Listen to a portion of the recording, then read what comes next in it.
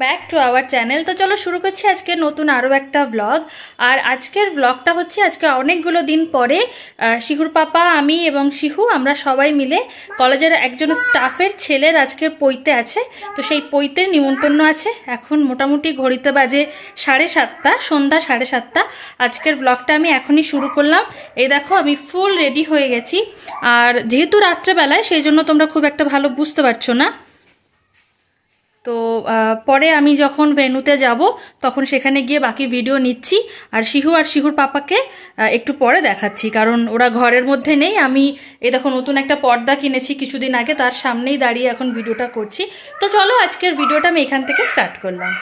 আর এই দেখো তোমাদের দুষ্টু শিহাব কি করছে, ঘর ঝাড় দিয়ে বেড়াচ্ছে।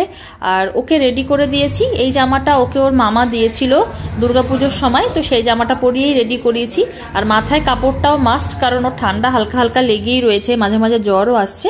আর বাচ্চা নিয়ে কোথাও বেরোতে গেলে তো কিছু জিনিস নিয়ে যেতেই হয়, তার মধ্যে যেমন ওই একটা টিস্যু পেপার, কয়েকটা রুমাল, ওর জলের বোতল, বাস। আর এটাই হচ্ছে আমার ব্যাগের মধ্যে ক্যারি করা জিনিসপত্র।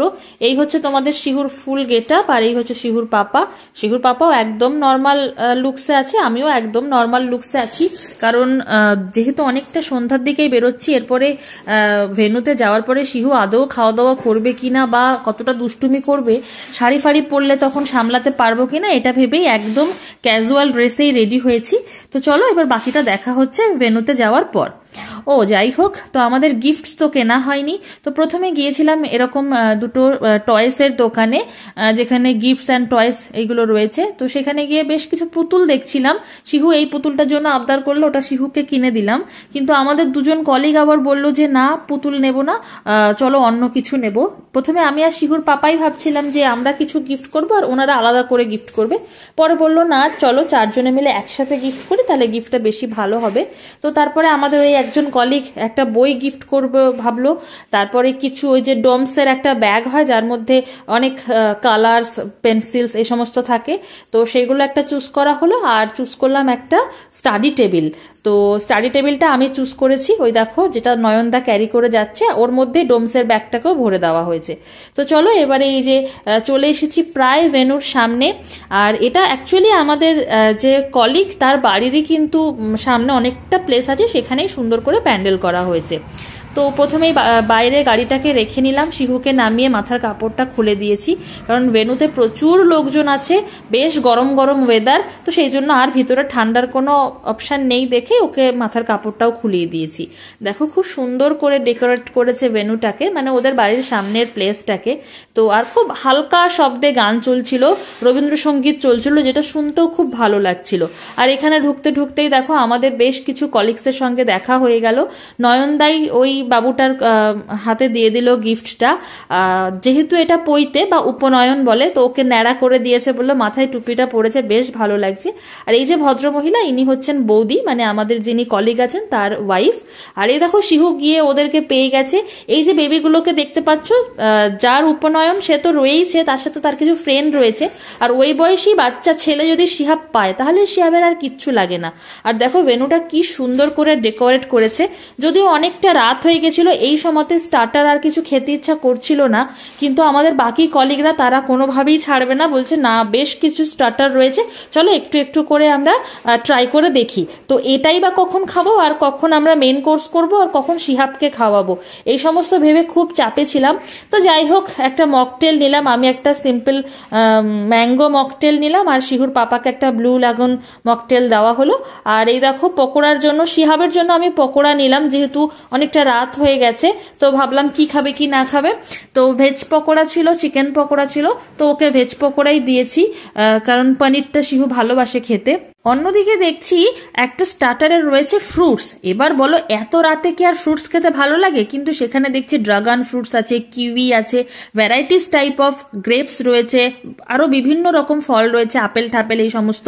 তো যাই হোক, তো ফ্রুটসটা তো বাদই দিলাম, খেলাম না, কারণ ওই সব খেলে আর রাতে কিছু খেতেই পারবো না। তো দেখো শিহাবকে একটা আইসক্রিমের কোন ধরি, আর ফুচকা স্টল তো ছিলই, কফির স্টল তো ছিলই, কিন্তু ফুচকা বা কফি আমি কোনো অনুষ্ঠান বাড়িতে গেলেই স্টার্টার হিসেবে খাই না, ওটা খেলে মেন কোর্সে একদমই খাওয়া যায় না। তো ভাবলাম একটা আইসক্রিম খাই, খানিকটা টাইম স্পেন্ড করতে হবে। আর যেহেতু অলরেডি একটা ব্যাচ বসে পড়েছে, তো এই ব্যাচটা না উঠলে তো আমি খেতে বসতে পারবো না। আর আইসক্রিমের অনেকগুলো ফ্লেভার ছিল, তো সেই জন্য আমি এই টাইমে একটা আইসক্রিমই খেয়েছিলাম। আর এগুলো আমুলের আইসক্রিম ছিল, যার টেস্ট তো এমনিতেই আমার দারুণ লাগে, তো সেই জন্য আর লোভ সামলাতে পারলাম। অন্যদিকে দেখলাম পান বসেছে, তো যেহেতু আমি কখনোই আগুন পান খাইনি, ওখানে দেখলাম যে আগুন পান বা ফায়ার পান বিক্রি হচ্ছে, মানে সরি খাওয়াচ্ছে, তো ভাবলাম লাস্টে পান একটা আজকে ট্রাই করব। তো চলো এবার আমি বসে পড়েছি মেইন কোর্সে, কারণ শিহুর পাপা একটু পরেই বসবে, শিহুকে তো কাউকে না কাউকে সামলাতে হবে। তো প্রথমেই আমাদের মেনু কার্ডটা দিয়ে দিয়েছে। মেনু কার্ডের স্টাইলটা আমার বেশ ভালো লেগেছে, খুব সুন্দর একটা নৌকার মতো স্টাইল, তার সাথে একটা কার্ড করা রয়েছে। আর খাবারে প্রচুর প্রচুর ভ্যারাইটিস ছিল। প্রথমে ছিল ফিশ ফ্রাই, শিহাবকে আমি ফিশ ফ্রাইটা একটু একটু করে খাইয়েছি, সাথে আমিও একটু খেয়েছি। আর তোমরা তো আগে একদিন দেখিয়েছিলাম একটা ভিডিওতে যে কোনো জায়গায় গিয়ে যদি খাবার খাই, সেখানে গেলে কিন্তু শিহাব আমাকে খেতে খুব ডিস্টার্ব করে, তো সেই জন্য আমি মেন কোর্সে বুঝতেই পারি না যে কি খাচ্ছি কি না খাচ্ছি। এরপরে দেখো ওই যে সেই যেটা বললাম যে আমার খুব ইচ্ছা ছিল এই ফায়ার পান খাওয়া, জীবনে প্রথমবার ফায়ার পান খেয়ে আমার মুখের এক্সপ্রেশন দেখো, একবারে হনুমানের থেকেও খারাপ কন্ডিশন। তো যাই হোক ফায়ার পান খেলাম, অ্যাজ ইউজুয়াল টেস্ট লেগেছে, খুব যে একটা ভালো টেস্ট লেগেছে তেমন নয়, লেগেছে অ্যাজ ইউজুয়াল টেস্ট, কারণ আমি পান পছন্দই করি না। এবার শিহুর পাপার অবস্থা দেখো, এটা হচ্ছে শিহুর পাপা যখন ওর খাবার খাওয়া হয়ে গেছে মেন কোর্স, তারপরে এসে খাচ্ছে। আর শিহু প্রথম থেকে শেষ অবধি কোনই খেয়ে যাচ্ছে, বারবার আইসক্রিম পার্লারের সামনে যাচ্ছে আর গিয়ে বলছে ওকে কোন দাও, আইসক্রিম দাও, ক্রিম ওর ভাষায়। তো বাস এই তো, এরপরে ওই আরো অনেক কলিগ এসেছিল, তাদের সাথে একটু কথা টথা বললাম, তারপরে প্রায় রাত 10টার দিকে এবার আমরা বাড়ির দিকে রওনা দিচ্ছি। অনেক ছবি তুললাম, বেশ মজা করলাম। আর যেহেতু শিহাব বসে খায়নি, সেই জন্য শিহাবের জন্য একটু খাবার প্যাক করে দিয়েছে। আর এই দেখো 2-1টা ফটো ক্লিপস। তাহলে ভিডিওটা এখানেই শেষ করলাম। Take care and bye by.